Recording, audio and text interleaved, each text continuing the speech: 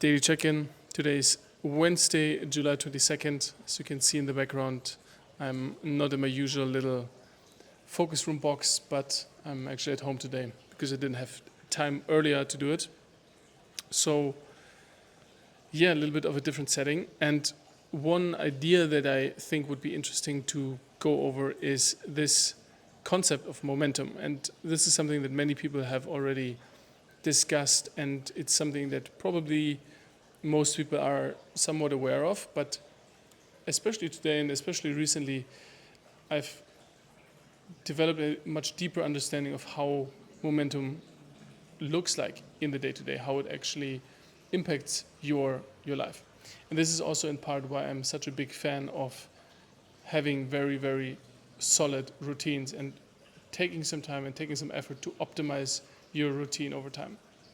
Usually, I would assume most people have an approximate routine, so they tend to do similar things, but really dialing in your routine and being very structured with how you spend your time, when you do what, and being very deliberate, to me, is the way to be very productive. Because when I'm just kind of drifting through the day, then it is very hard to keep that momentum.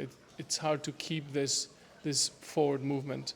And I think this is both a physical thing. So obviously there's the physical concept of momentum, but there is also a physical component to having momentum, which is, for example, if you have ever helped someone move houses, you've probably realized that you can be moving stuff for many, many hours, but as soon as you sit down, you have a drink, maybe you eat some food. As soon as you sit down, your body starts to lower temperature, your heart rate goes down, and you start to become very, very tired and fatigued. But if you had kept going, you would have been able to do much more.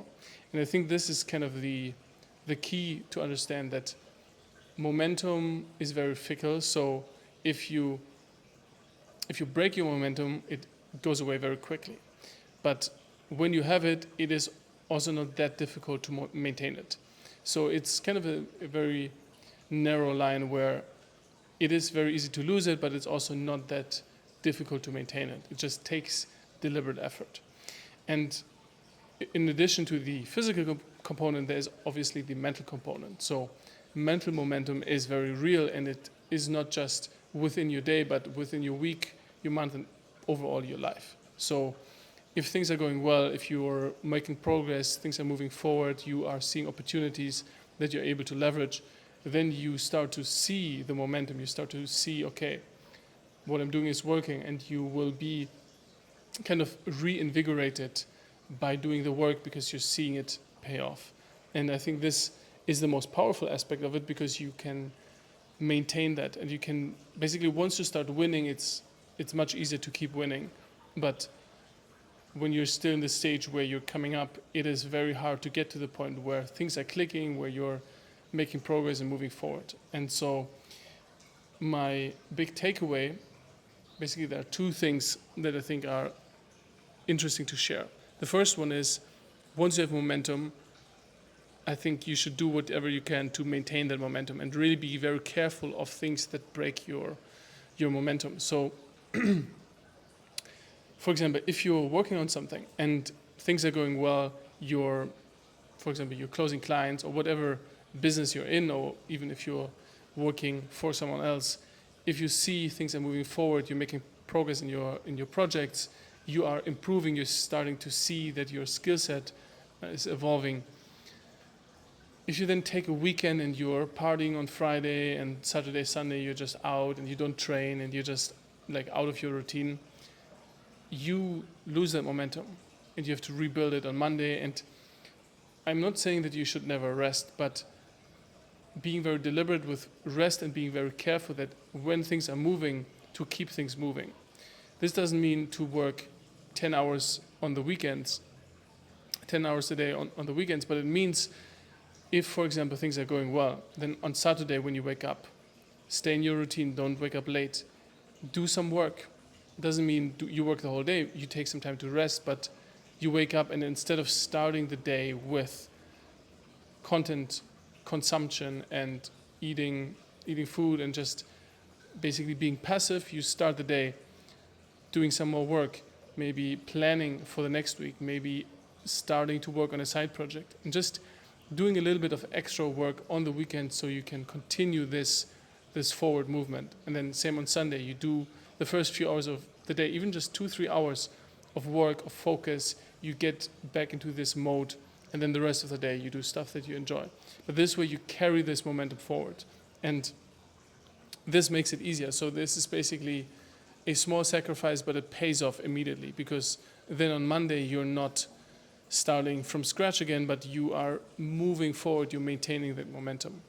And the second point that I want to make is that this really clearly relates to routine. And if you have a good routine, and especially if you have a very stable sleep schedule, maintaining that is the key. If you wake up at the same time every day, Monday through Sunday, maybe you have like 30 minutes of kind of buffer time. So I tend to wake up 6:30, and then on the weekends I tend to sleep until 7. So 30 minutes of gap, I think that is pretty reasonable also for your body to be in the same kind of routine. But ideally you would wake up, for example, at 6:30, at 7, at 7:30, every single day, 7 days a week, because then your body is used to it. Then when you wake up, your body is energized, you're ready to go, and it's very easy to maintain that. You're tired in the evening, you're less likely to just scroll bullshit, watch YouTube, whatever, for a long time in the evening, because you're tired already. You're already in your natural rhythm of going back to sleep. And I think this is also a huge factor in creating momentum, in making it easy for yourself to be very productive and very dialed in that sense. Because the goal is not to rely on discipline and motivation, because I am not very disciplined, and I have struggled to do anything really whenever I was very much out of my routine. But once I'm in my routine, and for example on a day like today, I've already done like close to 10 hours of work. It's now 5 p.m.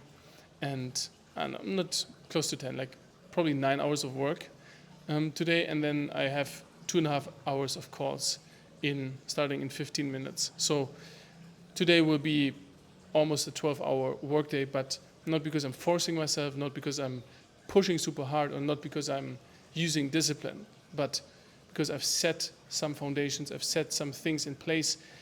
Over time, I've developed a very clear understanding of what works for me and what doesn't. I did actually make a mistake today, which was to eat too much for lunch. And so I had like 45 minutes where I was super tired and really struggling to be focused. So that was a mistake I made, even though I should have known better. But because I've set up my work environment, my routine, my sleep schedule, my calendar. So I will make a video about it maybe tomorrow, where I actually show my calendar, because I am very autistic with planning everything, and whenever a time changes. So let's say I plan to record from 5 until 5:15. If I end up recording half an hour later, then I will move the event, and I will shift things around in my calendar so they match reality. And the reason I do it is, well, I will go over it in a different video, but the point is that I have figured out that this helps me be very dialed in, and I also can see what I'm doing, and I can see that I have a very specific and deliberate setup. And this allows me to be the most productive I've ever been in my life, which was always very difficult for me. And when I'm out of the routine, if I'm in an unhelpful environment and my sleep is fucked, then I will be extremely unproductive, and it will make me depressed, and it's horrible. So I think this is a good takeaway. Momentum is kind of like a meta project worth pursuing. Really asking yourself, how can you build momentum? How can you set up your environment, your routine, your schedule, your sleep, your diet, your social life even? How can you set it up in a way where it helps you create momentum, it helps you do the things that you set out to do? So